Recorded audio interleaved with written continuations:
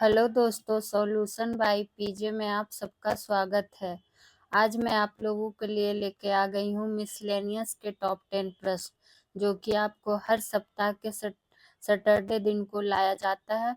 और ये सेशन भी आपके लिए काफ़ी महत्वपूर्ण होता है, क्योंकि इसमें आपका समझिए रिवीजन क्लास होता है। तो चलिए मिसलेनियस का टॉप 10 प्रश्न में देखते हैं आज क्या है कुछ खास। और आप लोग से रिक्वेस्ट है, इस चैनल को सब्सक्राइब कीजिए, शेयर कीजिए, लाइक कीजिए। आने वाले नोटिफिकेशन के लिए आप लोग बेल आइकन पे भी क्लिक कर लीजिए। और इस चैनल से ज़रूर जुड़िए, आपके किसी भी एग्ज़ाम के लिए बहुत ही हेल्पफुल होगा। तो आइए अब स्टार्ट करते हैं आज का पहला क्वेश्चन। हमारा पहला क्वेश्चन है, सूर्य के सबसे नज़दीक की अवस्था कब होती है? यानी जो सूर्य के सबसे नज़दीक की अवस्था होती है वो पहले जानिए कि कहलाती क्या है। एक क्वेश्चन और अगर आपसे पूछ ले कि सूर्य के सबसे नज़दीक की अवस्था क्या कहलाती है, उपसौर कहलाती है या अपसौर कहलाती है? तो जब बात करेगा सबसे नज़दीक की अवस्था तो ये उपसौर होता है, ठीक। और जब रहेगा कि सूर्य के सबसे ज़्यादा दूर की अवस्था तो ये क्या होगा, ये हो जाता है अपसौर। थोड़ा सा का अंतर है लेकिन कंफ्यूज नहीं होता है, दूर में अप और नज़दीक में उप, ये ध्यान में रखना है। और यहाँ आपसे डेट पूछा है, तो सूर्य के सबसे नज़दीक की अवस्था जो होती है वो 3 जनवरी को होती है, और जो दूर की अवस्था होती है वो 4 जुलाई को होती है। तो दूर का भी पूछ सकता है या आपसे पूछ सकता है अपसौर का डेट क्या होता है, तो 4 जुलाई। 88 दिन ऑप्शन में है, तो 88 दिन आपको पता है कि है कि बुध जो ग्रह है वो सूर्य की परिक्रमा सबसे कम समय में करता है। तो कौन ग्रह, तो बुध ग्रह। आप लोग को पता है कि जो बुध ग्रह है वो क्या करता है, सबसे कम समय में कम दिन में क्या कर लेता है, सूर्य की परिक्रमा कर लेता है। कितने, 88 दिन में। और अगर आपसे पूछ ले कि अंतरिक्ष में कितने तारामंडल है कुल, तो कितने हैं, तो 89 हैं अभी। तो ये आपको ध्यान में रख लेना। अब आइए क्वेश्चन नंबर 2 पे, जिसके बाहर तारे आंतरिक मृत्यु को ग्रसित होते हैं वह सीमा क्या कहलाती है? ये आपसे पूछा गया है कि वह सीमा क्या कहलाती है। तो वो सीमा क्या कहलाती है, वो सीमा कहलाती है चंद्रशेखर सीमा। और ये काफ़ी बार पूछा गया है, इसलिए आपके इम्पोर्टेंट बनेगा ही। और देखिए ऑप्शन ए में है कृष्ण छिद्र। तो पहले तो जानिए इसका और भी नाम होता है, कृष्ण छिद्र लिख दे, या फिर कृष्ण बीबर लिख दे, या फिर ब्लैक होल लिख दे। सोच लीजिए एक ही चीज़ का कितना नाम है, ब्लैक होल लिख दे। ये तीनों एक ही चीज़ है और एक ही का नाम है। और इससे क्या प्रश्न बनता है, आपसे पूछ लेगा कि तारों के कारण घटित आकाशीय परिघटना क्या है? आकाशीय परिघटना है कौन, तो कृष्ण छिद्र। ये ध्यान में आप लोग को रख लेना। सीवी रिमन, तो अगर आपसे पूछे कि कृष्ण छिद्र का, यानी कि सीवी रिमन जो थे ये कृष्ण छिद्र का सिद्धांत को क्या किए थे, प्रतिपादित किए थे। तो कृष्ण छिद्र का सिद्धांत को प्रतिपादित कहिए या प्रतिपादक कौन हो जाएंगे, तो सीवी रमन हो जाएंगे। और अगर आपसे क्वेश्चन पूछे कि हमारा सौर मंडल किस गैलेक्सी में है, सौर मंडल किस गैलेक्सी में है, तो किस गैलेक्सी में है, तो एरावत पथ गैलेक्सी में है। तो ये कुछ ज्योग्राफी के थे 2 प्रश्न, चूंकि मिसलेनियस है तो आपको इसमें सारे सब्जेक्ट का कोशिश करती हूँ टॉप 10 में शामिल करने का। अब आइए क्वेश्चन नंबर 3 पे। और 3 पे क्या क्या जान सकते हैं, ये हम लोग जानते हैं कि प्रधानमंत्री से संबंधित प्रश्न है। किससे संबंधित प्रश्न है, तो प्रधानमंत्री से संबंधित। क्वेश्चन क्या है, प्रधानमंत्री को शपथ कौन दिलाता है, ये आपसे पूछ लिया गया है। तो शपथ कौन दिलाता है, तो राष्ट्रपति दिलाते हैं। और प्रधानमंत्री से क्या प्रश्न बन जाता है, तो प्रधानमंत्री से और क्या जान सकते हैं, तो सबसे पहले तो जान कि अगर आपसे पूछ दे कि मंत्रिमंडल की बैठक की अध्यक्षता कौन करता है, पूछा हुआ क्वेश्चन है, तो मंत्रिमंडल की बैठक की अध्यक्षता कौन करता है? तो ये कौन करते हैं? प्रधानमंत्री जी करते हैं। और क्या क्वेश्चन पूछे? नीति आयोग का, आप लोग जानते ही होंगे नीति आयोग, और हम बहुत बार बताए भी हैं कि नीति आयोग का पदेन अध्यक्ष कौन होता है? नीति आयोग का पदेन अध्यक्ष कौन होता है? तो ये कौन होता है?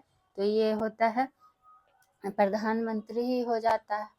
अगर आपसे पूछे कि राष्ट्रपति किसका सलाह पर लोकसभा को भंग करता है, तो एक पॉइंट आप लोग यहाँ नोट डाउन कर सकते हैं कि राष्ट्रपति प्रधानमंत्री, पीएम शॉर्ट में लिख देते हैं, पीएम और उसका मंत्री मंडल के सलाह पर क्या करता है? लोकसभा को भंग करता है।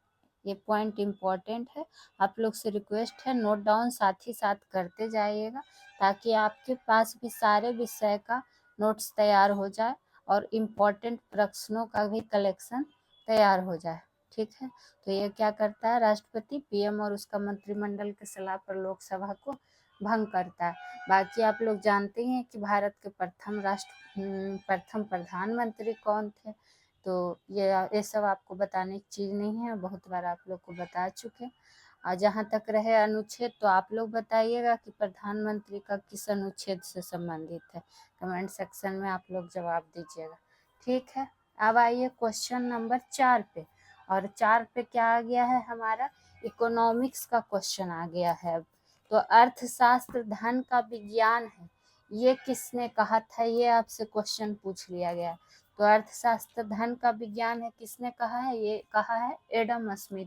वही एडम स्मिथ जिनको क्या है? अर्थशास्त्र का जनक कहा जाता है। तो अर्थशास्त्र का अगर जनक पूछ ले कि किसे कहा जाता है, तो ये किसे कहा जाता है? एडम स्मिथ को। और इनका एक पुस्तक है जो काफ़ी फेमस है, वो बार बार पूछा जा, तो कौन सा पुस्तक? द वेल्थ ऑफ नेशन पुस्तक।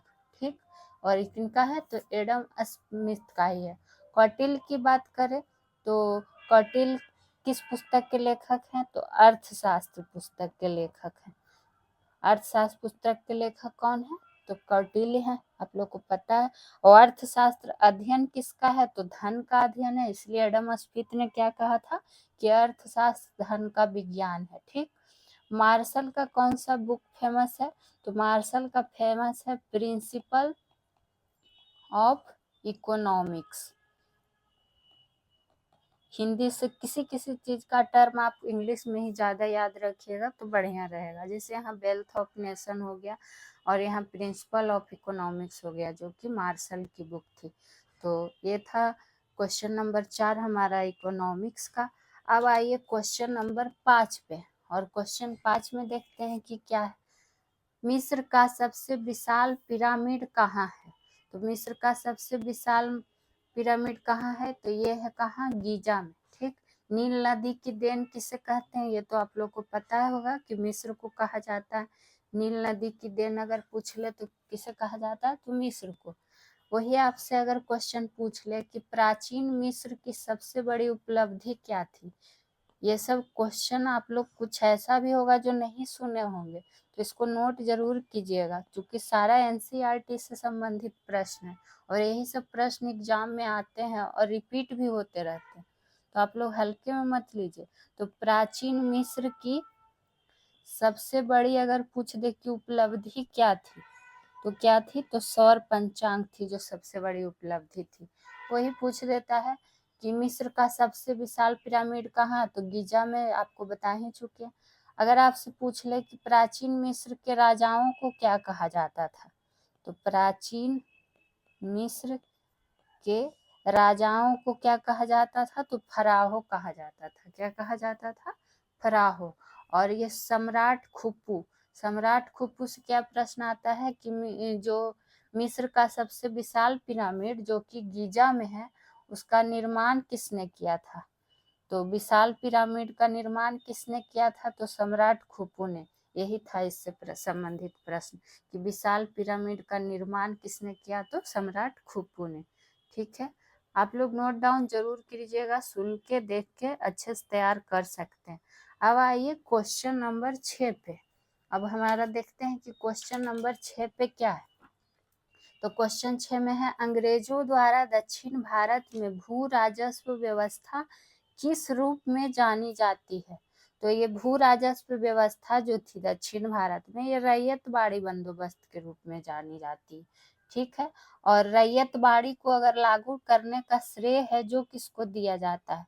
तो रैयतबाड़ी को लागू करने का श्रेय किसे दिया जाता है? तो थॉमस मुनरो को करने का श्रेय।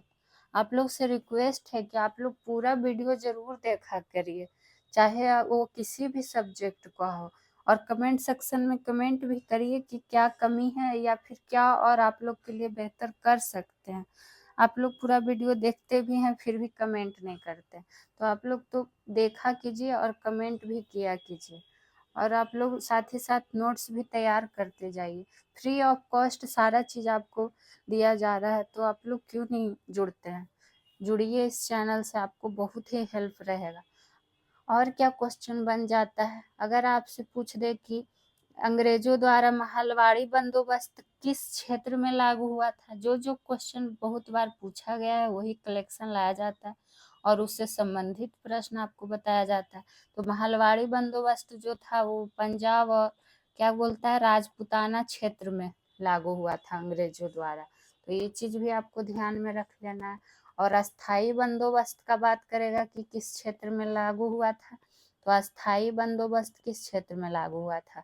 तो अस्थाई बंदोबस्त हुआ था जो बंगाल क्षेत्र में लागू हुआ था। और आप लोगों से यहाँ पे एक प्रश्न है कि अस्थाई बंदोबस्त के जनक किसे कहा जाता है?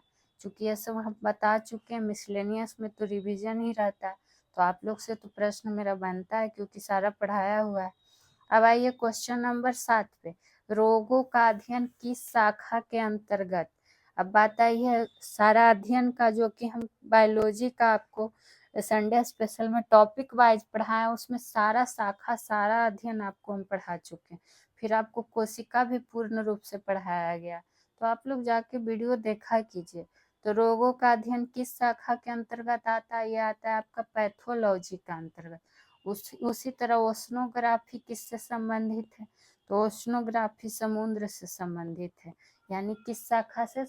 तो समुद्र किस शाखा से? तो ओशनोग्राफी के अंतर्गत। हिस्टोलॉजी में किसका अध्ययन होता है? इस हिस्टोलॉजी में ऊतक का अध्ययन होता है। और डायप्सन से क्या होता है? तो डायप्सन से होता है ओजोन परत की मोटाई मापने की इकाई हो जाती है, ये आप लोग को पता होगा। ठीक है, अब आइए क्वेश्चन नंबर 8 पे, प्रसिद्ध राजनेता सुशील मोदी किस राज्य के पूर्व उप मुख्यमंत्री थे जिनका क्या हुआ, हाल ही में निधन हो गया? तो ये तो देखिए हाल ही फिलहाल का घटना है, 1-2 दिन पहले का ही घटना है, तो आप लोग ये क्वेश्चन हमारा बनेगा इम्पोर्टेंट, क्योंकि ये प्रसिद्ध राजनेता थे और हाल ही फिलहाल में इनका क्या हो गया, निधन हो गया। और ये किस राज्य के पूर्व उप मुख्यमंत्री थे? तो ये बिहार के थे। और क्या बोलता है इनका उम्र कितना? तो 72 वर्ष की उम्र में इनका निधन हुआ।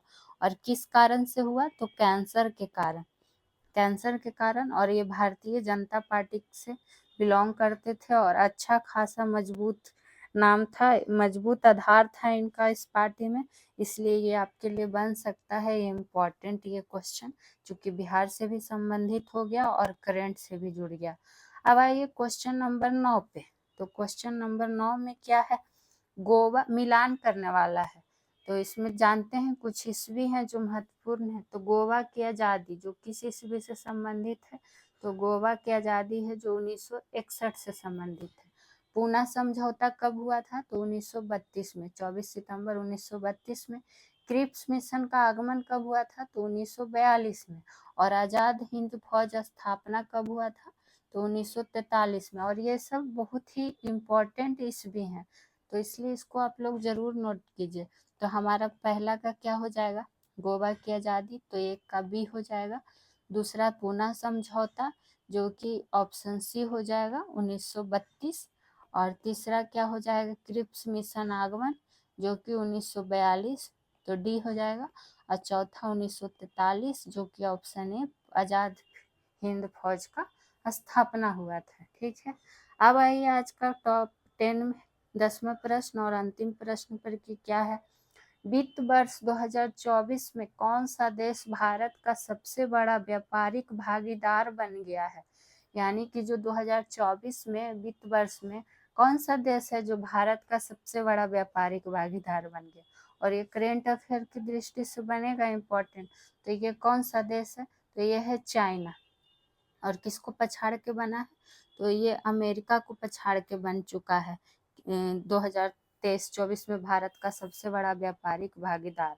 तो इसलिए इसको ध्यान में रखिएगा। अगर चाइना से पूछ ले कि चाइना की राजधानी कहाँ है, चीन की राजधानी कहाँ है, तो चूंकि जो देश चर्चा में बराबर है उसका तो हमें ध्यान रखना ही पड़ेगा, तो बीजिंग है। अगर चीन का राष्ट्रपति पूछ दे कि वर्तमान में कौन है, तो शी जिनपिंग है, शी जिनपिंग हैं जो यहाँ के राष्ट्रपति हैं। और आधिकारिक भाषा यहाँ का क्या है, देखिए ये बहुत कम लोगों को पता होगा, तो मंदारिन है। क्या कौन सी भाषा है, मंदारिन है। अब मुद्रा क्या है चीन की, तो युआन है। तो ये चीन से कुछ संबंधित बेसिक जानकारी था। तो आज के लिए टॉप 10 प्रश्न यहीं पे समाप्त होता है मिसलेनियस का। फिर से मिलेंगे किसी और विषय का टॉप 10 प्रश्नों का कलेक्शन लेके। तो आप लोग इस चैनल से ज़रूर जुड़िए, चैनल को सब्सक्राइब कीजिए, शेयर कीजिए, लाइक कीजिए। Thank you.